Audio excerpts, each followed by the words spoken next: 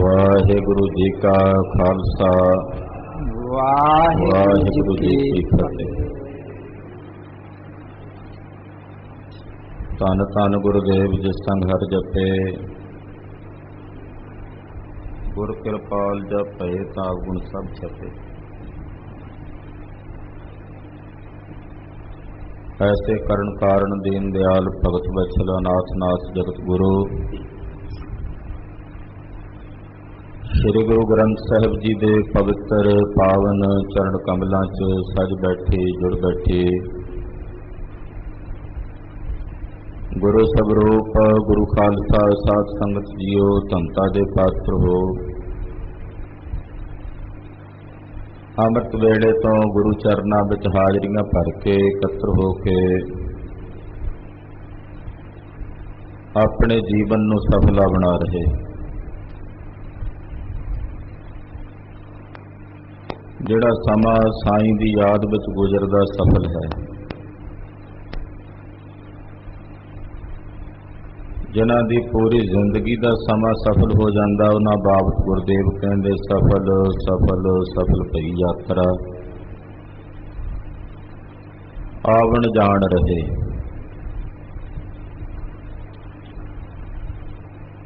सतगुरां दी तुरकी ते अकाली बाणी साडे लई कल्याणकारी है। साडी कल्याण गुरबाणी नाल ही होनी है। बिना सतगुरां दी बाणी तो सिख दे जीवन दी कल्याण दी कल्पना भी नहीं की जा सकती।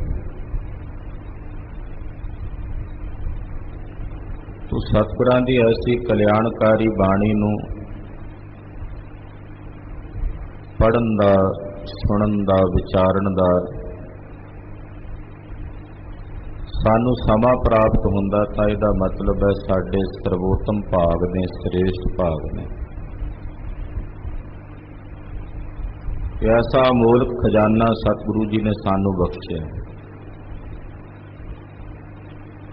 अमृत वेले प्रकाश समय जो पवित्र श्री मुखवाक सतगुरु जी ने बख्शिश कीते हैं, आओ कुछ समय लई सुरतियां बिरतियां एकाग्र करिए। गरीबनवाज दया निरंतरयामी सतगुरां दे पवित्र चरनां विच निमाणियां दे मान सतगुरु, निताणियां दे ताण सतगुरु गुरु अमरदास साहब दे चरनां विच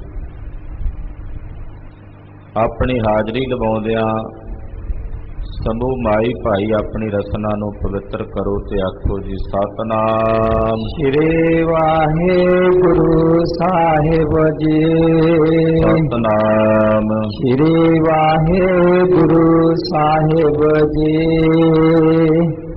बिलावल महला तीजा पूरा ठाट बनाया पूरा देखो एक समाना। करनाद बिलावल राग।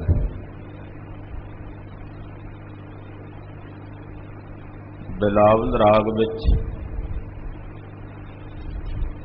सतगुरु श्री गुरु अमरदास जी महाराज ये पवित्र शब्द उचारण कर रहे। आ जिहड़ा प्रपंच है,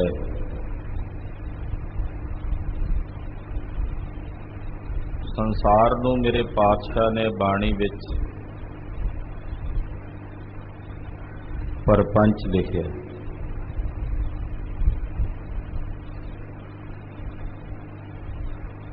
अगली पंक्ति विच गुरु अमरदास जी ने इस शब्द की वरतों की। इस परपंच, परपंच की हुंदा है? परपंच उसनूं आखदे ने जो होवे ते ना पर फिर भी दिस रहा होवे।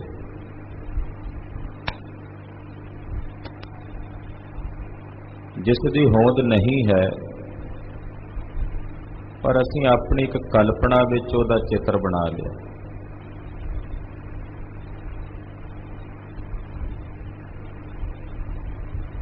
ਬਹੁਤ ਕੁਝ ਐਸਾ ਜੋ ਅਸੀਂ ਆਪਣੀ ਕਲਪਨਾ ਵਿੱਚ ਸਿਰਜਦੇ ਹਾਂ।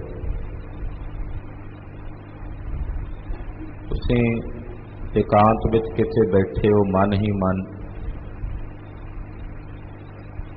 ਕਿਤਨੇ ਪ੍ਰਕਾਰ ਦੀਆਂ ਸੋਚਾਂ ਜਿਹੜੀਆਂ ਨੇ ਸਾਡੇ ਹਿਰਦੇ ਵਿੱਚ, ਮਨ ਵਿੱਚ ਚੱਲਦੀਆਂ ਨੇ। ਮੰਨ ਲਓ ਅਸੀਂ ਕਿਸੇ ਜਗ੍ਹਾ ਤੇ ਨਹੀਂ ਗਏ, ਪਰ ਉਸ ਜਗ੍ਹਾ ਬਾਰੇ ਸੁਣਿਆ ਕਿਸੇ ਕੋਲੋਂ, ਸਾਡੇ ਅੰਦਰ ਕਲਪਨਾ ਚੱਲਣ ਲੱਗ ਪੈਂਦੀ ਹੈ ਵੀ ਇਦਾਂ ਦੀ ਹੋਵੇਗੀ, ਉੱਥੇ ਇਦਾਂ ਦੀਆਂ ਸੜਕਾਂ ਹੋਣਗੀਆਂ, ਇਦਾਂ ਦੀਆਂ ਵਾਦੀਆਂ ਹੋਣਗੀਆਂ, ਇਦਾਂ ਉੱਥੇ ਝਰਨੇ ਵਹਿ ਰਹੇ ਹੋਣਗੇ, ਇਸ ਤਰ੍ਹਾਂ ਉੱਥੇ ਨਹਿਰਾਂ ਹੋਣਗੀਆਂ, ਇਦਾਂ ਦੇ ਲੋਕ ਹੋਣਗੇ। ਪਰ ਜਦੋਂ ਅਸੀਂ ਉੱਥੇ ਪਹੁੰਚਦੇ ਹਾਂ, ਜਿਸ ਤਰ੍ਹਾਂ ਦਾ ਅਸੀਂ ਸੋਚਿਆ ਹੁੰਦਾ ਉਸ ਤਰ੍ਹਾਂ ਦਾ ਨਹੀਂ ਹੁੰਦਾ। ਉਹ ਜਗ੍ਹਾ ਬਿਲਕੁਲ ਹੋਰ ਹੀ ਤਰੀਕੇ ਦੀ ਹੁੰਦੀ। ਜੋ ਅਸੀਂ ਆਪਣੇ ਕਲਪਨਾ ਵਿੱਚ ਸੋਚੀ ਬੈਠੇ ਹਾਂ ਉਸ ਜਗ੍ਹਾ ਦੇ ਸੰਬੰਧ ਵਿੱਚ, ਬਿਲਕੁਲ ਉਹਦੇ ਤੋਂ ਉਲਟ ਹੁੰਦਾ।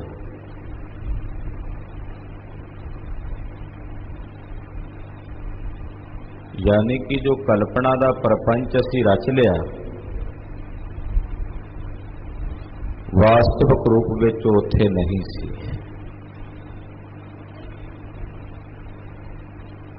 ਇਹ ਜਿਹੜਾ ਸੰਸਾਰ ਹੈ ਸਾਡੇ ਮਨ ਨੇ ਸਿਰਜਿਆ। ਇੱਕ ਸ੍ਰਿਸ਼ਟੀ ਪਰਮੇਸ਼ਰ ਨੇ ਬਣਾਈ, ਇੱਕ ਸ੍ਰਿਸ਼ਟੀ ਸਾਡੇ ਮਨ ਨੇ ਬਣਾਈ। ਜਿਹੜੀ ਸ੍ਰਿਸ਼ਟੀ ਸਾਡੇ ਮਨ ਨੇ ਬਣਾਈ ਹੈ ਉਹ ਪ੍ਰਪੰਚ ਹੈ। ਅਸੀਂ ਬਹੁਤ ਕੁਝ ਆਪਣੀ ਕਲਪਨਾ ਨਾਲ ਬਣਾਇਆ। ਤੂੰ ਮੇਰਾ ਮਿੱਤਰ ਹੈ, ਇਹ ਸਾਡੀ ਕਲਪਨਾ ਹੈ ਕਿ ਇਹ ਫਲਾਣਾ ਬੰਦਾ ਮੇਰਾ ਮਿੱਤਰ ਹੈ। ਉਹਦੇ ਮਿਲਣ ਤੋਂ ਪਹਿਲਾਂ ਅਸੀਂ ਉਹਨੂੰ ਭਾਵੇਂ ਨਹੀਂ ਸੀ ਜਾਣਦੇ, ਜਦੋਂ ਮਿਲਿਆ 5-7 ਵਾਰ 10 ਵਾਰ ਮਿੱਤਰ ਬਣ ਗਿਆ। ਔਰ ਉਹਦੇ ਵਿੱਚ ਅਸੀਂ ਆਪਣੀ ਧਾਰਨਾ ਬਣਾ ਲਈ, ਇਹ ਮੇਰਾ ਮਿੱਤਰ ਹੈ, ਕਲਪਨਾ ਕਰ ਲਈ, ਰਚਨਾ ਕਰ ਲਈ। ਪਰ ਜਦੋਂ ਤੱਕ ਉਹ ਸਾਨੂੰ ਨਹੀਂ ਸੀ ਮਿਲਿਆ, ਉਦੋਂ ਤੱਕ ਉਹ ਮਿੱਤਰ ਕਿਉਂ ਨਹੀਂ ਸੀ? ਜਦੋਂ ਮਿਲਿਆ ਉਦੋਂ ਹੀ ਕਿਉਂ ਮਿੱਤਰ ਬਣਿਆ? ਯਾਨੀ ਕਿ ਸਾਡੇ ਮਨ ਨੇ ਉਹਦੇ ਵਿੱਚ ਆਰੋਪਣ ਕਰ ਲਿਆ, ਇਹ ਨਿਰਧਾਰਿਤ ਕਰ ਲਿਆ ਮੇਰਾ ਮਿੱਤਰ ਹੈ।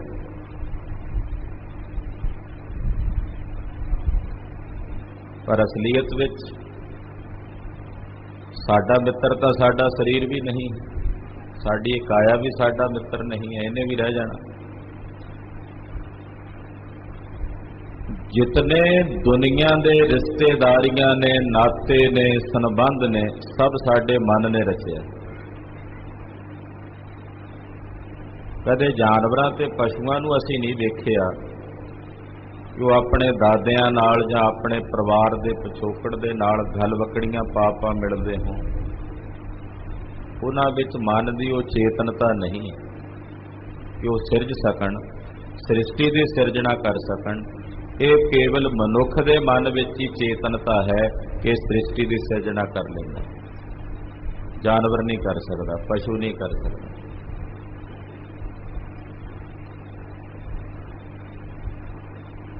ਤੋ ਜੋ ਸਾਡੇ ਮਨ ਨੇ ਸਿਰਜਿਆ, ਸਾਡੇ ਮਨ ਨੇ ਕਲਪ ਲਿਆ, ਉਹ ਹੈ ਪ੍ਰਪੰਚ। ਜੋ ਹੈ ਤਾਂ ਨਹੀਂ, ਪਰ ਅਸੀਂ ਮੰਨ ਲਿਆ ਵੀ ਹੈ। ਇਹਨੂੰ ਭਰਮ ਵੀ ਕਹਿੰਦੇ ਨੇ। ਕਬੀਰ ਜੀ ਮਹਾਰਾਜ ਇਸ ਬਾਰੇ ਬੜਾ ਸੁੰਦਰ ਸਪਸ਼ਟ ਕਰਦੇ ਆ, ਦੱਸਦੇ ਨੇ ਵੀ ਕਿੱਦਾਂ ਅਸੀਂ ਪ੍ਰਪੰਚ ਰਚਦੇ ਹਾਂ।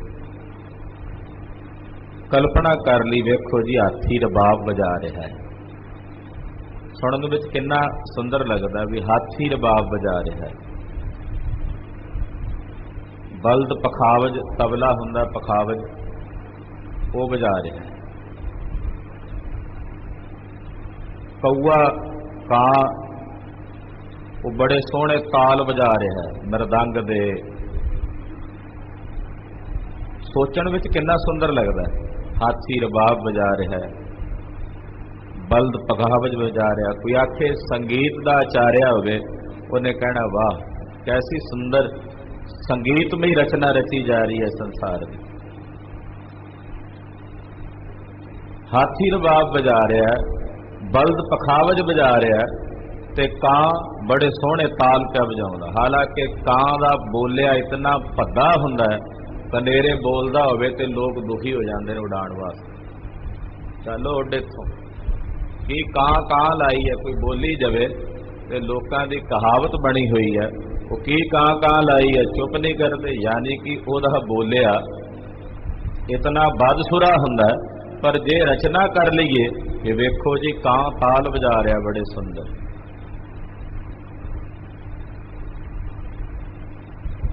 गधा नच रहा है बड़ी सुंदर चोलना शरीर ते चोली धारण करके, वो बड़े सोहने थिरकण दे विच जो नचण दा असली ढंग है तरीका उहदे नाल नच रहा है।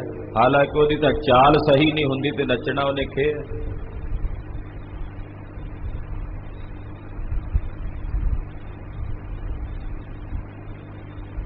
वेखो जी भैंसा मझां कैसी सोहनी भगती कर रही हैं। हालांकि महाढोर व्यक्ति होवे ते कहने आ कि तू भैंसे वांगू फिटिया पिया कुछ कर लिया कर। नकम्मा बंदा होवे उहनूं कह दिंदे पैसा।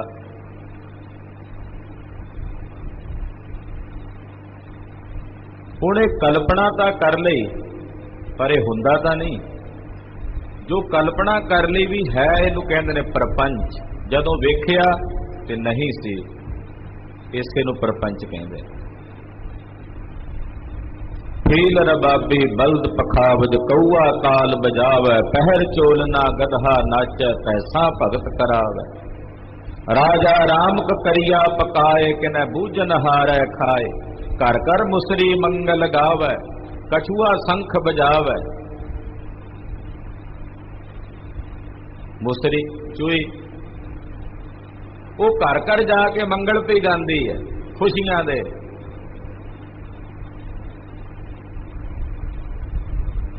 ते कछुआ शंख बजा रहा है, की हो सकता पर कल्पना कर ली। ये साडे मन की कल्पना है। वो कहते कल्पना ही करनी है, कोई बड़ी कल्पना करिए फिर।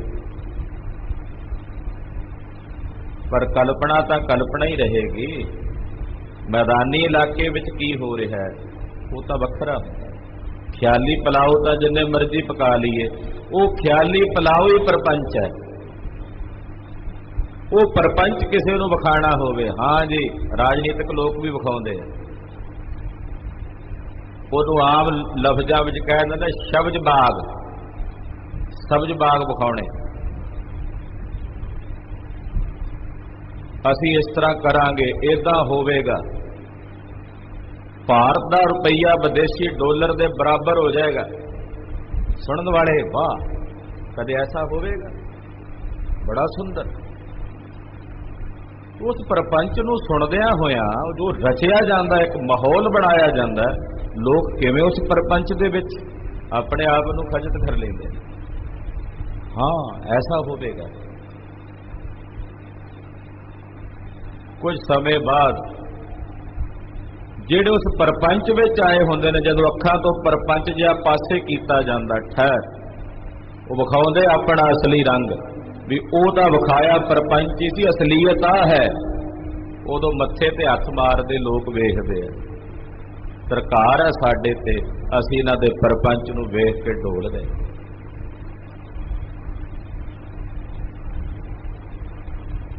माया ने भी ये जिहड़ा संसार है ना, लोकां नूं लुभावण लई एक परपंच वजों रचिया होया।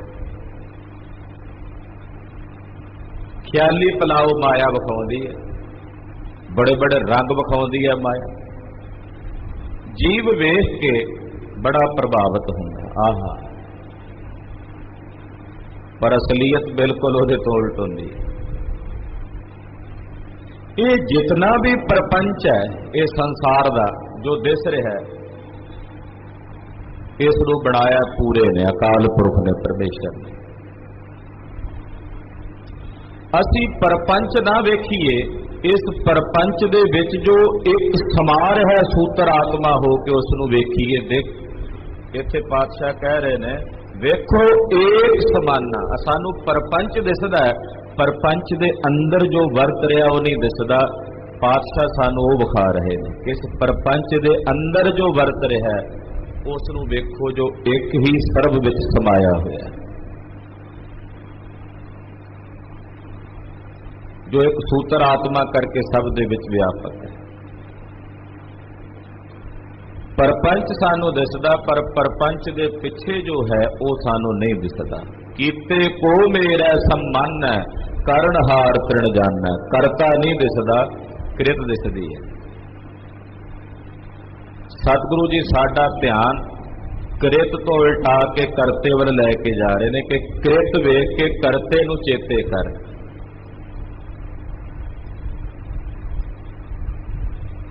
ਇਹ ਜਿਤਨੀ ਕਿਰਤ ਹੈ ਇਸ ਨੂੰ ਵੇਖ ਕੇ ਕਰਤੇ ਨੂੰ ਯਾਦ ਕਰ।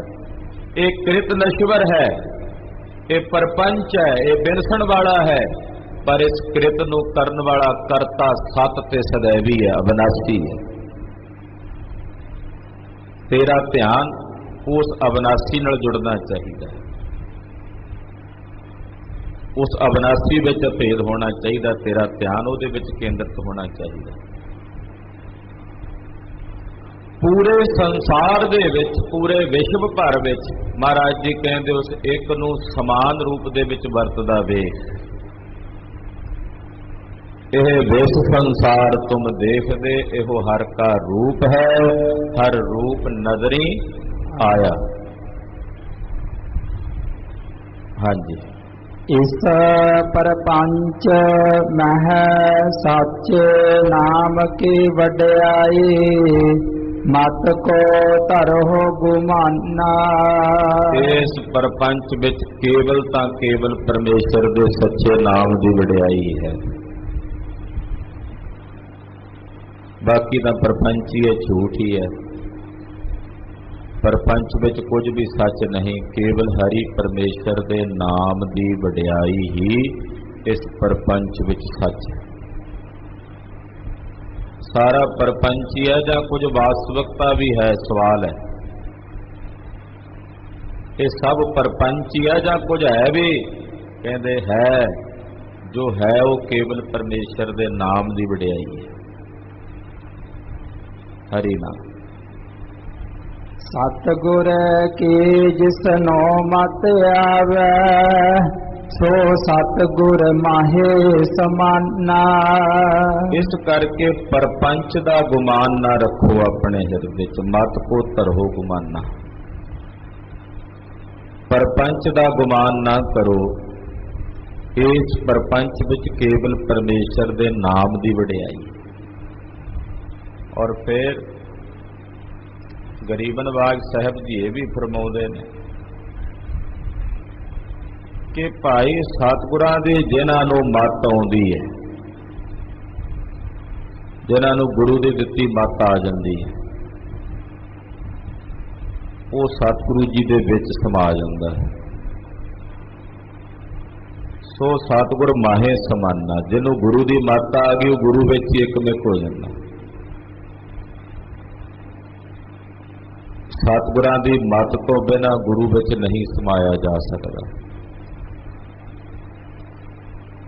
ਅਸੀਂ ਕਹਿ ਦਿੰਦੇ ਹਾਂ ਵੀ ਅਸੀਂ ਗੁਰਮਤੀਏ ਹਾਂ, ਗੁਰੂ ਦੀ ਮੱਤ ਲੈਂਦੇ ਹਾਂ।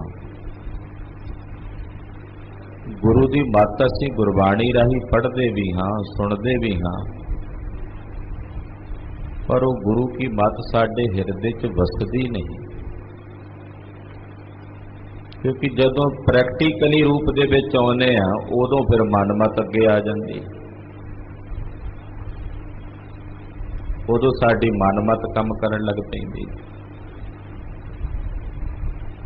ਇਸ ਕਰਕੇ ਗੁਰੂ ਦੀ ਮੱਤ ਜਦੋਂ ਹਿਰਦੇ ਵਿੱਚ ਆ ਜਾਏ, ਜਿਹੜੇ ਆਪਣੇ ਜੀਵਨ ਨੂੰ ਗੁਰੂ ਕੀ ਮੱਤ ਦੇ ਅਨੁਸਾਰ ਬਤੀਤ ਕਰਨ ਲੱਗ ਪੈਂਦੇ ਨੇ, ਉਹ ਫਿਰ ਇੱਕ ਦਿਨ ਗੁਰੂ 'ਚ ਹੀ ਸਮਾ ਜਾਂਦੇ। ਹਾਂਜੀ। ਇਹ ਬਾਣੀ ਜੋ ਜੀਉ ਜਾਣੈ, ਤਿਸ ਅੰਤਰ ਰਵੈ ਹਰ ਨਾਮਾ। ਇਹ ਜੋ ਬਾਣੀ ਹੈ, ਇਸ ਪਾਵਨ ਬਾਣੀ ਨੂੰ ਜਿਸ ਨੇ ਆਪਣੇ ਜੀੜੇ ਵਿੱਚ, ਆਪਣੇ ਹਿਰਦੇ 'ਚ ਜਾਣ ਲਿਆ ਕਿ ਬਾਣੀ ਹੀ ਸਾਡੇ ਲਈ ਕਲਿਆਣਕਾਰੀ। ਸਤਿਗੁਰਾਂ ਦੀ ਇਸ ਪਾਵਨ ਬਾਣੀ ਤੋਂ ਬਿਨਾਂ ਸਾਡਾ ਕੋਈ ਹੋਰ ਆਸਰਾ ਨਹੀਂ ਹੈ, ਦੂਜੀ ਓਟ ਨਹੀਂ ਹੈ ਰਾਈ। ਗੁਰਬਾਣੀ ਤੋਂ ਬਿਨਾਂ ਸਾਡੀ ਕੋਈ ਦੂਜੀ ਓਟ ਨਹੀਂ, ਕੋਈ ਆਸਰਾ ਨਹੀਂ। ਜਦੋਂ ਕੋਈ ਗੁਰਮੁਖ ਇਸ ਗੱਲ ਨੂੰ ਹਿਰਦੇ 'ਚ ਜਾਣ ਲੈਂਦਾ ਕਿ ਸਤਿਗੁਰਾਂ ਦੀ ਬਾਣੀ ਹੀ ਸਾਡੇ ਲਈ ਕਲਿਆਣਕਾਰੀ ਹੈ, ਫਿਰ ਉਹਨਾਂ ਦੇ ਹਿਰਦੇ 'ਚ ਹਰੀ ਅਕਾਲ ਪੁਰਖ ਪਰਮੇਸ਼ਰ ਦਾ ਨਾਮ ਵਸ ਜਾਂਦਾ ਹੈ। ਤਿਸ ਅੰਤਰ ਰਵੈ ਹਰ ਨਾਮਾ, ਉਹਦੇ ਅੰਦਰ ਹਰੀ ਪਰਮੇਸ਼ਰ ਦਾ ਨਾਮ ਵਸ ਜਾਂਦਾ ਹੈ। ਰਹਾਉ ਚਹੋ ਜੁਗਾ ਕਾ ਹੁਣ ਨਿਬੇੜਾ, ਨਰ ਮਨੁੱਖਾ ਨੋ ਏਕ ਨਿਦਾਨਾ। ਚਾਰ ਜੁਗਾਂ ਦਾ, ਚੌਂ ਜੁਗਾਂ ਦਾ ਹੁਣ ਨਿਬੇੜਾ ਹੈ। ਨਹੀਂ ਤਰੇ ਜਿਹੜੇ ਸਤਯੁਗ ਵਿੱਚ, ਤ੍ਰੇਤੇ 'ਚ, ਦੁਆਪਰ ਵਿੱਚ,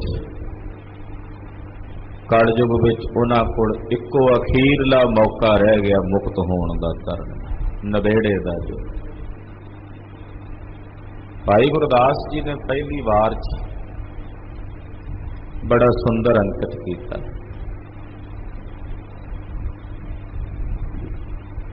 ਉਹ ਕਹਿੰਦੇ ਸਤਯੁਗ ਦੇ ਵਿੱਚ ਦੇਸ਼ ਪੀੜਿਆ ਜਾਂਦਾ ਸੀ ਇੱਕ ਦੇ ਗੁਨਾਹ ਨਾਲ, ਤ੍ਰੇਤੇ ਵਿੱਚ ਪਿੰਡ ਪੀੜ ਦਿੱਤਾ ਜਾਂਦਾ ਸੀ, ਸ਼ਹਿਰ। ਇੱਕ ਗੁਨਾਹ ਕਰਦਾ ਉਹਦੇ ਪੂਰੇ ਸ਼ਹਿਰ ਨੂੰ ਦੰਡ। ਦੁਆਪਰ ਵਿੱਚ ਇੱਕ ਟੱਬਰ ਪੀੜ ਦਿੱਤਾ ਜਾਂਦਾ ਸੀ। ਜੇ 10 ਜੀ 20 ਜੀ ਨੇ ਪਰਿਵਾਰ ਦੇ, ਉਹਦੇ ਵਿੱਚੋਂ ਇੱਕ ਦਾ ਗੁਨਾਹ ਤੇ ਪੂਰਾ ਟੱਬਰ ਪੀੜ ਦਿਓ ਕੋਲੂ ਸੀ। ਕਹਿੰਦੇ ਕਲਯੁਗ ਦਾ ਬੜਾ ਸੁੰਦਰ ਵਿਧਾਨ ਹੈ, ਜਿਹੜਾ ਕਰੇ ਉਹੀ ਪਾਵੇ, ਜੋ ਕਰੇ ਉਹੀ ਭੁਗਤੇ, ਜਿਹੜਾ ਬੀਜੇ ਉਹੀ ਕੱਟੇ। ਇਹ ਨਿਬੇੜੇ ਦਾ ਯੁੱਗ ਹੈ। जुग जुग मेर शरीर का वासना बद्दा आवे जाए। हर युग दे विच इस शरीर की जड़ा मेर जीव आत्मा है, जिस दे आसरे शरीर रहिंदा वो अपनी वासना का बद्दा आ रहा जा रहा। सतयुग विच भी, त्रेते विच भी, द्वापर विच भी, कलयुग का वेला आ गया सज्जणा नवेड़े का। हुण तां मुक्त होने वाले पासे नूं टुर पै। जे हुण भी ना टुरिया अगे फिर जुग गर्दी चल पैनी।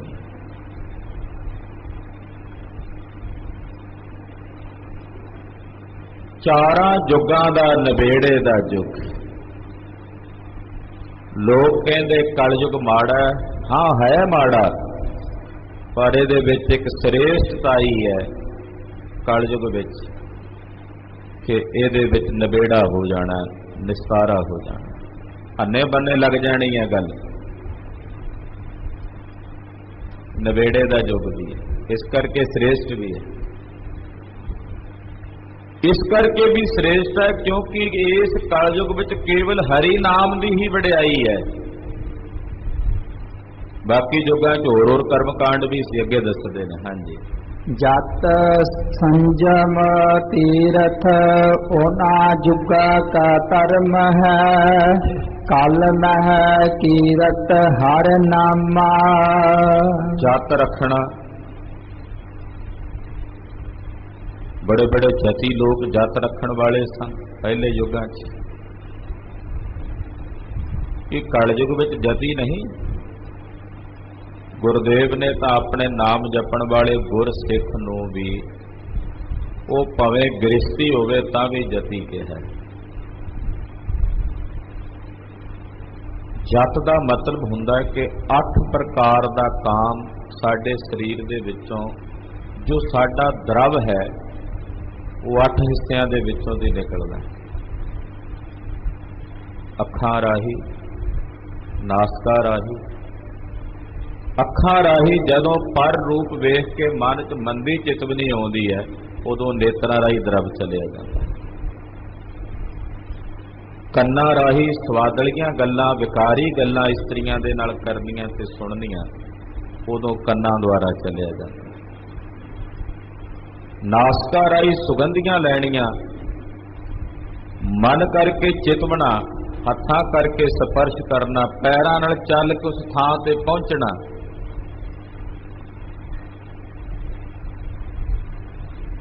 ਇਹ 8 ਪ੍ਰਕਾਰ ਦਾ ਕਾਮ ਹੈ। ਜਿਹੜਾ ਇਹਨਾਂ 8 ਤੇ ਕਾਬੂ ਪਾ ਲਵੇ ਉਹ ਜਤੀ ਹੈ। ਇੱਕ ਇੰਦਰੀ ਨੂੰ ਕਾਬੂ ਕਰਕੇ ਕੋਈ ਜਤੀ ਸਦਾਵੇ ਤੇ ਕਿਵੇਂ ਜਤੀ ਕਹਾਂਗੇ ਜੇ ਨੇਤਰਾਂ ਰਾਹੀਂ ਕਾਬੂ ਨਹੀਂ ਪਾ ਸਕਿਆ, ਕੰਨਾਂ ਰਾਹੀਂ, ਪੈਰਾਂ ਰਾਹੀਂ, ਹੱਥਾਂ ਰਾਹੀਂ, ਚਮੜੀ ਰਾਹੀਂ, ਜ਼ੁਬਾਨ ਰਾਹੀਂ। ਜਦੋਂ ਵਿਅਭਚਾਰੀ ਬੋਲ ਬੋਲਦਾ ਹੈ ਰਸਨਾ ਤੋਂ, ਵਿਕਾਰੀ ਬੋਲ ਬੋਲਦਾ, ਉਦੋਂ ਜ਼ੁਬਾਨ ਰਾਹੀਂ ਵੀ ਚਲਿਆ ਜਾਂਦਾ। ਸ਼ਕਤੀ ਦਾ ਪਤਨ ਤਾਂ ਹੋ ਰਿਹਾ ਹੈ ਨਾ, ਜੋ ਸਾਡੇ ਸਰੀਰ ਦੀ ਇਹ ਸ਼ਕਤੀ ਹੈ, ਕਾਮ ਸਰੀਰ ਦਾ ਇਹ ਬਲ ਹੈ, ਕਾਮ ਕ੍ਰੋਧ ਕਰੋ ਬਸੋਲੇ, ਉਹ ਕਿਸੇ ਨਾ ਕਿਸੇ ਤਰੀਕੇ ਚਲਾ ਤਾਂ ਗਿਆ ਨਾ।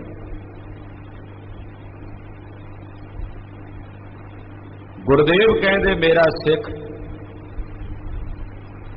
ਜਿਹੜਾ ਏਕਾ ਨਾਰੀ ਜਤੀ ਹੋ ਜਾਏ, ਏਕਾ ਨਾਰੀ ਜਤੀ ਹੋਏ ਪਰ ਨਾਰੀ ਧੀ ਭੈਣ ਵਖਾਣਾ, ਉਹ ਵੀ ਜਤੀ ਹੈ, ਭਾਵੇਂ ਗ੍ਰਸਤੀ। ਹਿਰਦੇ 'ਚ ਮੰਦ ਖਿਆਲ ਨਾ ਆਵੇ, ਵਿਵਚਾਰ ਦੀ ਵਿਰਤੀ ਨਾ ਉਤਪਨ ਹੋਵੇ, ਇਹਦੇ ਲਈ ਗੁਰੂ ਦਾ ਸਿੱਖ ਸਾਧਨਾ ਕਰਦਾ, ਗੁਰਮੰਤਰ ਦਾ ਪੁਨः ਪੁਨः ਅਭਿਆਸ ਕਰਦਾ, ਗੁਰਬਾਣੀ ਪੜ੍ਹਦਾ। ਤੇ ਜੇ ਕੇਵਲ ਇੱਕ ਇੰਦਰੀਏ ਰਾਹੀਂ ਹੀ ਜਤੀ ਸਦਾ ਕੇ ਕੋਈ ਕਹੇ ਅਸੀਂ ਤਾਂ ਜਤੀ ਹਾਂ, ਤੇ ਕਲਗੀਧਰ ਸਵਾਮੀ ਜੀ ਕਹਿੰਦੇ ਫਿਰ ਸੱਜਣਾ ਤੇਰੇ ਨਾਲੋਂ ਵੱਡਾ ਜਤੀ ਤਾਂ ਖੁਸਰਾ ਹੁੰਦਾ।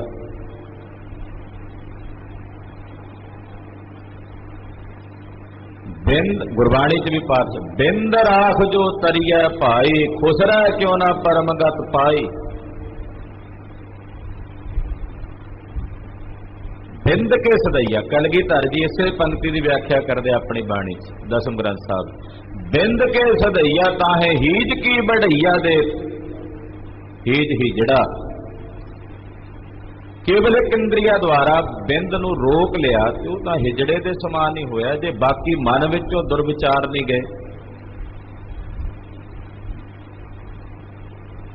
ਕਹਿੰਦੇ ਜਤ, ਸਤ, ਸੰਜਮ ਇਹ ਸਭ ਉਹਨਾਂ ਯੁਗਾਂ ਦੇ ਧਰਮ ਸਨ, ਲੋਕ ਕਰਦੇ ਫਿਰਦੇ। ਕਲਯੁਗ ਦੇ ਵਿੱਚ ਇੱਕੋ ਧਰਮ ਹੈ, ਉਹ ਹੈ ਹਰੀ ਅਕਾਲ ਪੁਰਖ ਪਰਮੇਸ਼ਰ ਦੇ ਨਾਮ ਦੀ ਸਾਧਨਾ। ਕਲਮ ਹੈ ਕੀਰਤ ਹਰ ਨਾਮਾ, ਕਲਯੁਗ ਵਿੱਚ ਕੇਵਲ ਹਰੀ ਦੇ ਨਾਮ ਦੀ ਕੀਰਤੀ ਸਰਵ ਸ੍ਰੇਸ਼ਟ ਤੇ ਸਰਵੋਤਮ ਹੈ। ਐਸਾ ਨਹੀਂ ਕਿ ਕਲਯੁਗ ਵਿੱਚ ਜਤ ਸਤ ਸੰਜਮ ਦੀ ਮਰਿਆਦਾ ਨਹੀਂ ਹੈ, ਪਰ ਉਹ ਸਫਲੀ ਤਾਂ ਹੋਵੇਗੀ ਜੇ ਕਲਯੁਗ ਵਿੱਚ ਨਾਲ ਨਾਮ ਦੀ ਸਾਧਨਾ ਕਰਦੇ ਹੋ, ਵਰਨਾ ਸਭ ਫੋਕੇ ਨੇ ਕਰ। ਕਾਗਜ਼ਾਂ ਉੱਤੇ ਜ਼ੀਰੋਆਂ ਵਾਂਦੇ ਚਲੇ ਜਾ ਰਹੇ ਹੋ, ਉਹਨਾਂ ਜ਼ੀਰੋਆਂ ਦਾ ਕੋਈ ਮੁੱਲ ਨਹੀਂ ਜਦੋਂ ਤੱਕ ਨਾਮ ਦਾ ਏਕਾ ਨਾਲ ਨਹੀਂ ਲੱਗਦਾ ਮੁੱਢ ਵਿੱਚ, ਪ੍ਰਾਰੰਭ ਵਿੱਚ। ਕਲਯੁਗ ਵਿੱਚ ਸਰਬ ਸ੍ਰੇਸ਼ਟ ਹਰੀ ਦਾ ਨਾਮ ਹੈ। ਅਬ ਕੱਲੂ ਆਇਓ ਰੇ ਇੱਕ ਨਾਮ ਭੋਵ ਭੋਵ। ਕਲਯੁਗ ਦਾ ਇਹ ਸਮਾਂ, ਇਹਦੇ ਵਿੱਚ ਭਾਈ ਪਰਮੇਸ਼ਰ ਦਾ ਨਾਮ ਬੀਜੋ। ਹਰੀ ਦਾ ਨਾਮ ਹੀ ਇਸ ਕਲੀ ਕਾਲ ਵਿੱਚ ਸ੍ਰੇਸ਼ਟ ਤੇ ਸਰਵੋਤਮ ਹੈ। ਇਸ ਕਰਕੇ ਗੁਰਦੇਵ ਸਪਸ਼ਟ ਕਰ ਰਹੇ ਨੇ, ਕਲਮ ਹੈ ਕੀਰਤ ਹਰ ਨਾਮਾ। ਬਾਕੀ ਜਿੰਨੇ ਕਰਮ ਕਾਂਡ ਸਨ ਇਹ ਸਭ ਉਹਨਾਂ ਯੁਗਾਂ ਦੇ ਧਰਮ ਸੀ। ਸਤਯੁਗ ਦਾ ਆਪਣਾ ਧਰਮ, ਹੁਣ ਜਿਸ ਦਾ ਯੁਗ ਜਿਹਦਾ ਚੱਲਦਾ ਹੋਵੇ ਰਾਜ ਉਸੇ ਦਾ ਚੱਲਦਾ, ਹੁਕਮ ਉਹਨਾਂ ਯੁਗਾਂ ਦਾ ਹੁਕਮ ਉਹ ਸੀ। कलयुग का अपना धर्म है, हर युग की अपनी मर्यादा हुंदी।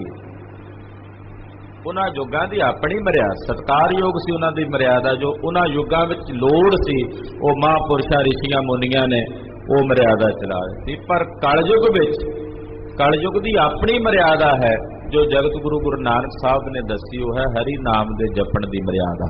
ये सब तो श्रेष्ठ है, सर्वोत्तम। हरि नाम दे साधना करन वाले साधक ही शुभ गुणां नूं ग्रहण करदे ने। नाम दा बीज बीजोगे ते शुभ गुण प्राप्त होणगे। पर नाम केवल रसना तक ही सीमित ना रह जाए, रसना शुरुआत है, वो नाम अंदर उतरना चाहिए। रसना नाल तां महापापी बंदे भी हुंदे, वो भी कह रहे हुंदे ने राम राम राम राम राम, ते नाल एक हत्थ च छुरी भी फड़ी हुंदी है। एक कसाई जदों अपनी दुकान दे उत्ते किसी जीव नूं मारदा तां वो भी एक वारी रब दा नाम लैंदा। फिर दसो उहदा नाम लिया होया प्रवान हुंदा होना?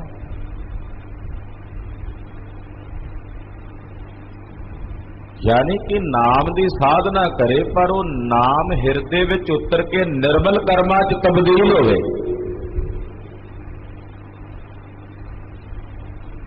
फिर गल बनेगी।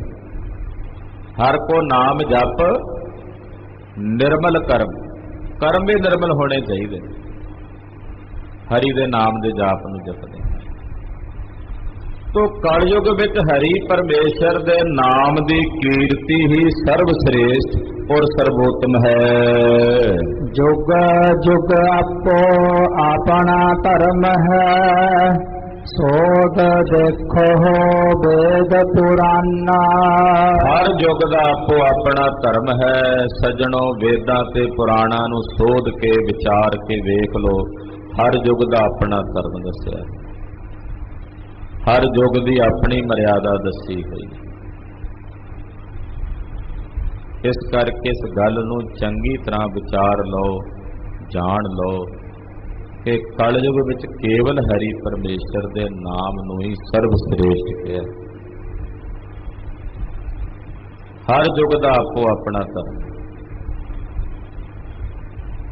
वेदां ते पुराणां विच भी इस गल नूं श्रेष्ठ ढंग दे नाल ऋषियां मुनियां वल्लों लिखिया गया। ते कलयुग विच केवल परमेश्वर दे नाम की शोभा है, हरि अकाल पुरख दे नाम की वडियाई है। धन गुरु नानक देव साहब सच्चे पातशाह जी दे दर घर दे एक गुरमुख प्यारे महापुरुष होए ने, सेवा पंथी संप्रदा चों। पंथ दीयां कुछ पुरातन संप्रदावां ने जिन्हां दे सुमेल नाल समुच्चा पंथ बनदा है।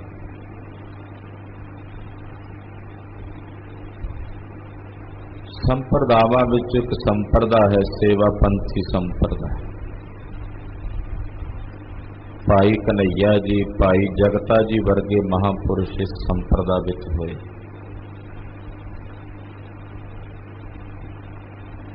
इस सेवा पंथी संप्रदा दे एक कीमती निर्मोलक हीरे होए ने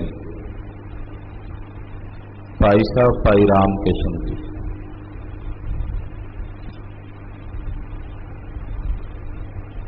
उन्हां दी याद विच इत्थे पटियाले शहर च भी स्थान है। वो इत्थे आए तां नहीं, पर उन्हां दी याद विच सेवा पंथी महापुरुषां वल्लों स्थान बनाया। भाई राम किशन जी शाहपुर नगर है, पाकिस्तान च रह गया, लहिंदे पंजाब च, उत्थे रहिंदे सी। बड़ा मान सत्कार सी पंथ विच भाई साहब दा। हर वेले भजन दे रंग च रंगे रहिंदे सी। श्री गुरु ग्रंथ साहब जी की हजूरी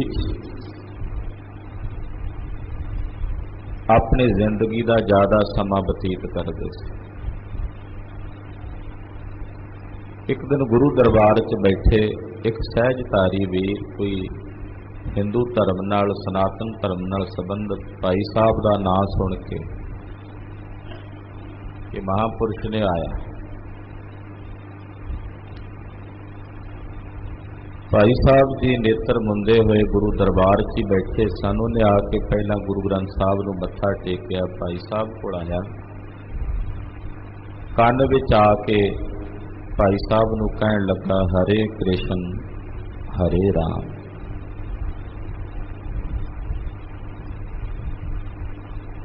ਭਾਈ ਸਾਹਿਬ ਦੀ ਰਸਨਾ ਤੋਂ ਬਚਨ ਨਿਕਲਿਆ, ਧੰਨ ਗੁਰੂ ਨਾਨਕ।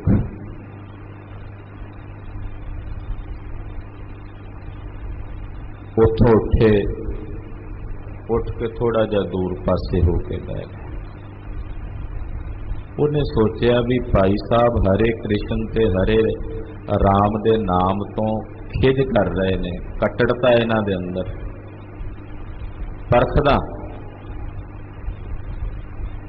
ਪਿੱਛੇ ਫਿਰ ਪਹੁੰਚਿਆ, ਕੰਨ ਦੇ ਕੋਲ ਜਾ ਕੇ ਭਾਈ ਸਾਹਿਬ ਨੂੰ ਫਿਰ ਕਹਿੰਦਾ, ਹਰੇ ਕ੍ਰਿਸ਼ਨ ਹਰੇ ਰਾਮ।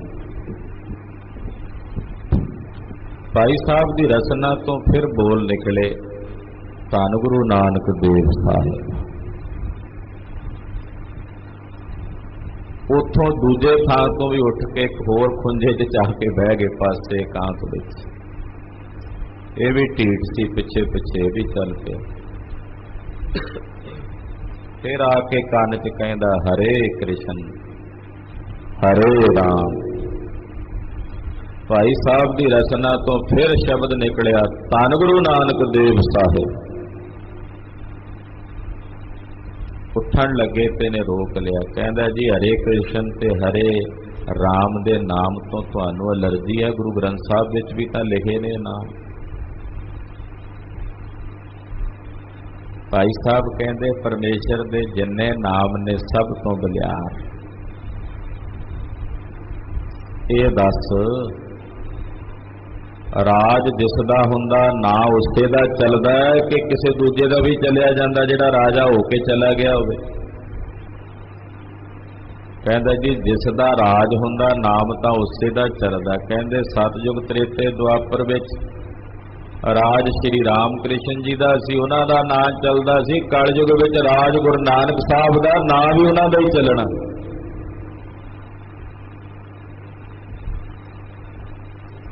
ਬਾਕੀ ਮੈਂ ਉਹਨਾਂ ਨਾਵਾਂ ਤੋਂ ਅਲਰਜੀ ਨਹੀਂ, ਮੈਨੂੰ ਕੋਈ ਉਹਨਾਂ ਪ੍ਰਤੀ ਦਵੈਸ਼ ਨਹੀਂ ਹੈ, ਪਰ ਜਿਸ ਦਾ ਰਾਜ ਹੋਵੇ ਸੱਜਣਾ ਨਾਮ ਉਸੇ ਦਾ ਚੱਲਦਾ।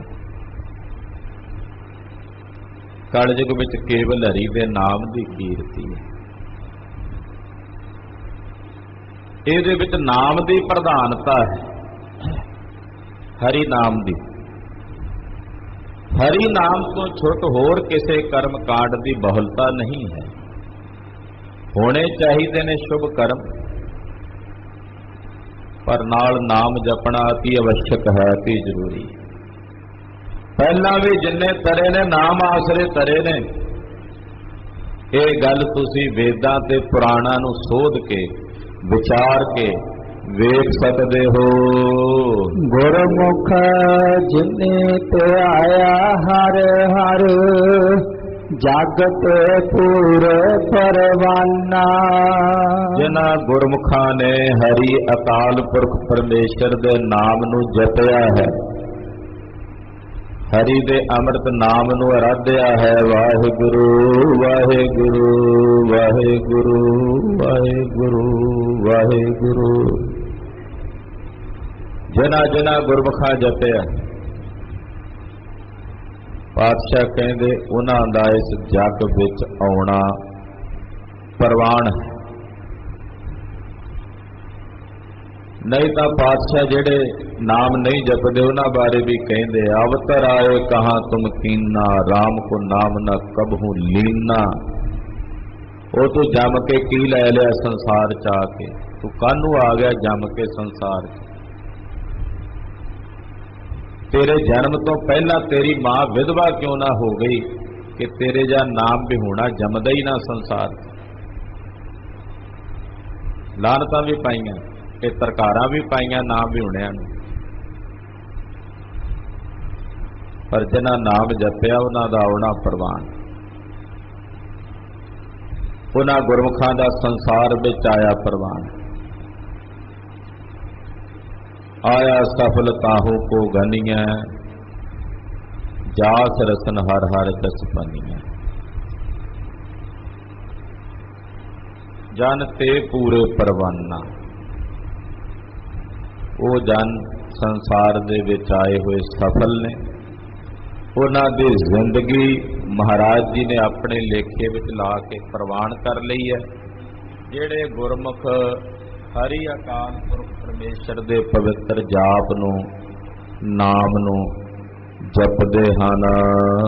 ਕਹਿਤ ਨਾਨਕ ਸੱਚੇ ਸੋ ਪ੍ਰੀਤ ਲਾਏ, ਚੁਕੈ ਮਨ ਅਭਿਮਾਨਾ।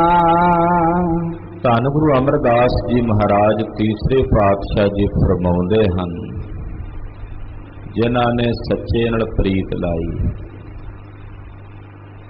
ਕਹਿਤ ਨਾਨਕ ਸੱਚੇ ਸਿਉ ਪ੍ਰੀਤ ਲਾਏ, ਜਿਨ੍ਹਾਂ ਸੱਚੇ ਨਾਲ ਪ੍ਰੀਤ ਲਾ ਲਈ ਹੈ, ਜਿਹੜੇ ਉਸ ਸੱਚ ਨਾਲ ਜੁੜ ਗਏ ਹਨ। ਦਾਅਵਾ ਕਰਨ ਵਾਲੇ ਤਾਂ ਬੜੇ ਹੁੰਦੇ ਆ ਵੀ ਜਿਹੜੇ ਕਹਿੰਦੇ ਆ ਅਸੀਂ ਸੱਚ ਬੋਲਣ ਵਾਲੇ ਹਾਂ, ਅਸੀਂ ਸੱਚ ਕਹਿਣ ਵਾਲੇ ਹਾਂ। ਜੇ ਤੁਸੀਂ ਸੱਚ ਕਹਿਣ ਵਾਲੇ ਹੋ, ਦੂਜਾ ਜਦੋਂ ਤੁਹਾਡੇ ਪ੍ਰਤੀ ਸੱਚ ਕਹਿੰਦਾ ਫਿਰ ਅੱਗ ਕਿਉਂ ਲੱਗਦੀ ਹੈ? ਮੈਂ ਸੱਚ ਕਹਾਂ ਕਿਸੇ ਦੂਜੇ ਦਾ ਤੇ ਫਿਰ ਮੈਂ ਕਹਾਂ ਵੀ ਮੈਂ ਸੱਚ ਕਹਿ ਰਿਹਾ, ਹੁਣ ਕੋਈ ਦੂਜਾ ਮੇਰਾ ਸੱਚ ਕਹੇ ਜੋ ਮੇਰੀ ਜ਼ਿੰਦਗੀ ਦਾ, ਫਿਰ ਮੈਨੂੰ ਦੁੱਖ ਤਾਂ ਨਹੀਂ ਲੱਗਣਾ ਚਾਹੀਦਾ। ਜੇ ਮੈਂ ਕਿਸੇ ਦਾ ਸੱਚ ਕਹਿ ਰਿਹਾ ਤੇ ਦੂਜੇ ਨੂੰ ਵੀ ਹੱਕ ਹੈ ਮੇਰਾ ਸੱਚ ਕਹਿਣ ਦਾ। ਪਰ ਇੱਥੇ ਦੂਜੇ ਦਾ ਸੱਚ ਕਹਿਣਾ ਤਾਂ ਪਸੰਦ ਕਰਦੇ ਆ, ਆਪਣਾ ਸੱਚ ਸੁਣਨਾ ਪਸੰਦ ਨਹੀਂ ਕਰਦੇ। ਉੱਥੇ ਕੀ ਕਰਦੇ ਆ, ਫਿਰ ਧੜੇ ਬੰਦੀਆਂ ਬਣਾ ਦਿੰਦੇ। ਇਹ ਵੇਖੋ ਜੀ, ਅਸੀਂ ਤਾਂ ਸੱਚ ਕਹਿੰਦੇ ਹਾਂ, ਇਹ ਲੋਕ ਸਾਡਾ ਵਿਰੋਧ ਕਰਦੇ ਨੇ। ਹੁਣ ਉਹ ਵਿਰੋਧ ਕਰਨ ਵਾਲੇ ਜੇ ਤੁਹਾਡਾ ਸੱਚ ਕਹਿ ਰਹੇ ਨੇ ਤੇ ਫਿਰ ਤੁਹਾਨੂੰ ਦੁੱਖ ਕਿਸ ਬਾਤ ਦਾ?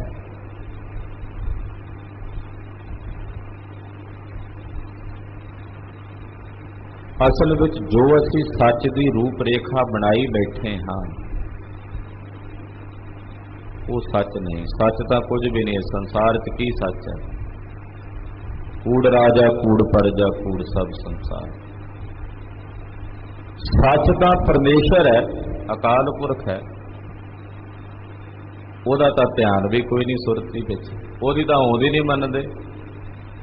ਜਿਹੜਾ ਅਸਲ ਸੱਚ ਹੈ ਉਹਦੀ ਤਾਂ ਅਸੀਂ ਹੋਂਦ ਤੋਂ ਵੀ ਮੁਨਕਰ ਹੋ ਗਏ ਆ ਵੀ ਉਹ ਹੈ ਵੀ ਕਿ ਨਹੀਂ। ਉਹਦੇ ਪ੍ਰਤੀ ਤਾਂ ਇਹ ਵੀ ਕਹਿਣ ਲੱਗ ਪਏ ਤਾਂ ਪੁਜਾਰੀਆਂ ਨੇ ਬਣਾਇਆ ਹੋਇਆ, ਉਹ ਤਾਂ ਹੈ ਹੀ ਨਹੀਂ ਜੀ। ਇਹ ਗੱਲ ਕਾਮਰੇਡੀ ਵੀ ਕਹਿੰਦੇ ਤਾਂ ਪੁਜਾਰੀਆਂ ਨੇ ਲੋਕਾਂ ਨੂੰ ਧਰਮ ਦੀ ਅਫੀਮ ਲਵਾ ਕੇ ਨਾ, ਨਸ਼ਾ ਅਫੀਮ ਦਾ, ਤੇ ਉਹਨਾਂ ਨੂੰ ਗੁੰਮਰਾਹ ਕੀਤਾ ਹੋਇਆ। ਹੁਣ ਇਸ ਅਫੀਮ ਦੇ ਨਸ਼ੇ ਤੋਂ ਬਿਨਾਂ ਲੋਕ ਰਹਿ ਨਹੀਂ ਸਕਦੇ। ਇਹ ਕਹਿੰਦੇ ਆ ਕਾਮਰੇਡੀ ਬਿਰਤੀ ਵਾਲੇ ਲੋਕ। ਤੋ ਜੋ ਸੱਚ ਹੈ ਉਹ ਪਰਮੇਸ਼ਰ ਹੈ ਬਸ। ਬਾਕੀ ਜਦੋਂ ਕਮੀਆਂ ਲੱਭਣ ਲੱਗਾਂਗੇ ਝੂਠ ਵਿੱਚ, ਸੰਸਾਰ ਦੇ ਵਿੱਚ, ਤੋ ਐਸਾ ਕਿਹੜਾ ਵਿਅਕਤੀ ਜਿਸ 'ਚ ਕਮੀ ਨਾ ਹੋਵੇ? ਕੋਈ ਇੱਕ ਹੋਵੇ, ਕਿਸੇ ਦੇ ਸਿਰ ਤੇ ਹੱਥ ਧਰੋ ਵੀ ਆਹ ਬੰਦਾ ਸਰਬ ਕਲਾ ਸੰਪੰਨ ਤੇ ਸੰਪੂਰਨ ਹੈ। ਕੋਈ ਐਸਾ ਵਿਅਕਤੀ ਮਨੁੱਖ ਸੰਸਾਰ 'ਚ? ਸੰਪੂਰਨ ਸ੍ਰੀ ਗੁਰੂ ਗ੍ਰੰਥ ਸਾਹਿਬ ਨੇ, ਸੰਪੂਰਨ ਅਕਾਲ ਪੁਰਖ ਜੀ ਨੇ, ਸੰਪੂਰਨ 10 ਪਾਤਸ਼ਾਹੀਆਂ ਨੇ, ਜਾਂ ਉਹਨਾਂ ਦੀ ਸਾਧਨਾ ਕਰਨ ਵਾਲੇ ਉਹਨਾਂ ਵਿੱਚ ਇੱਕ ਮਿਕ ਹੋ ਗਏ ਮਹਾਂਪੁਰਸ਼ ਨੇ।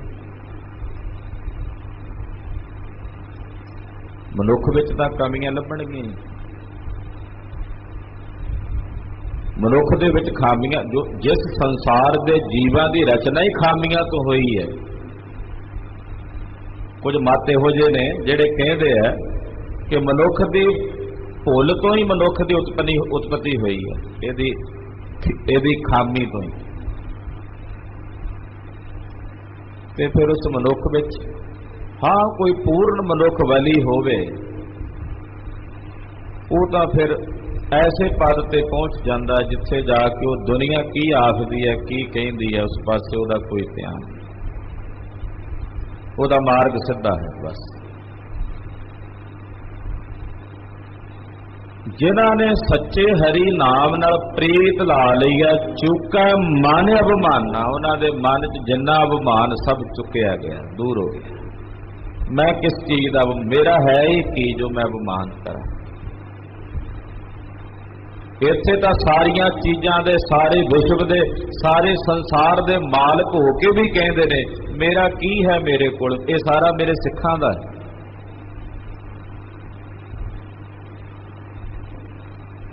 किड्डी वड्डी निरभिमान होने की बिरती दे रहे हैं कलगीधर जी। मेरा की है मेरे कोल, मैं तो सारा कुछ अपने सिखां नूं दिता हुआ, सब कुछ इन्हां दा है। मोग रह मैं मन ते धन ते सब ही इन्हीं को, मेरा की। ये बाजा वाले प्रीतम दे बचन ने। इत्थे भावें कह दिंदे आ जी साडे कोले जिन्नियां चीज़ां ने जी असीं समर्पण कीतियां होईयां ने, पर अभिमान तो उन्हां दा पाली बैठे हैं।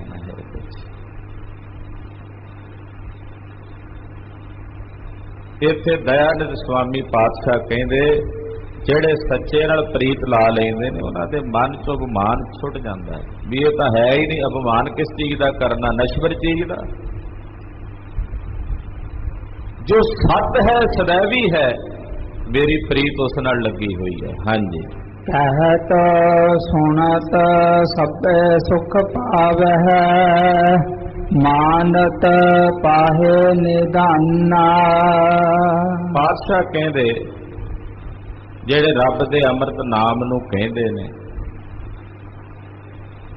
परमेश्वर के अमृत नाम की साधना करते हैं, उन्हां नूं सारे सुख प्राप्त हो जाते हैं। ते ਜਿਹੜੇ ਹਿਰਦੇ ਵਿੱਚ ਮੰਨਦੇ ਨੇ उन्हां नूं सारे खजाने प्राप्त हो जाते हैं। श्रेष्ठ मनुखा का एक खजाना उपर दस आए ने, नर मनुखा नूं एक निधाना। श्रेष्ठ मनुखा का एक खजाना है हरि नाम, जेड़े इसनूं मन लेंदे ने हिरदे उन्हां नूं सर्व निधियां प्राप्त हो जांदियां। सतगुरु जी कृपा करन। धन श्री गुरु अमरदास तीसरे पातशाह जी के अमृत बोल अमृत बचन साडे हिरदियां च बसन। इन्नियां बेनतियां प्रवान करनियां, होईयां भुल्लां चुकां दी खेमा अरदास करनी। सतगुरु जी अगे वास्ते सदबुद्धि समत प्रदान करन।